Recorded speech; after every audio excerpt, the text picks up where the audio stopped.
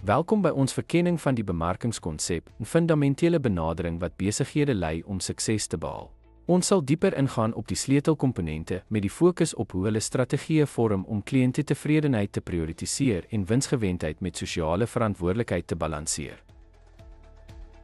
Die bemarkingskonsep beklemtoon kliëntetevredenheid as die kernfokus. Hierdie beginsel dryf alle maatskappybedrywighede en verseker dat elke departement werk om kliënte se behoeftes te vervul, nie net die bemarkingspan nie. Om kliëntetevredenheid te bereik, vereis dit 'n totale maatskappypoging. Dit behels die afbreek van interdepartementele hindernisse, die bevordering van samewerking en die beleining van alle departemente met die gemeenskaplike doelwit om effektief aan kliënteverwagtinge te voldoen.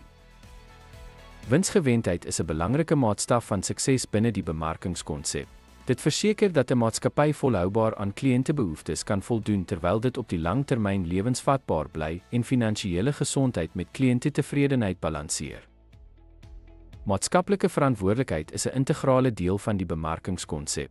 Maatskappye moet daarna streef om hul positiewe impak op die samelewing te verbeter, deur verbruikersbehoeftes te balanseer met etiese praktyke om enige negatiewe gevolge vir die gemeenskap te verminder. Die bemarkingskonsep behels die balansering van die behoeftes van verbruikers, die maatskappy en die samelewing. Hierdie holistiese benadering verseker dat alle belanghebbendes voordeel trek uit die maatskappy se bedrywighede, wat 'n volhoubare en etiese sakeomgewing bevorder. Ten slotte, die bemarking die konsep omvat 4 hoofkomponente: kliëntetevredenheid, totale maatskappypoging, winsgewendheid en sosiale verantwoordelikheid.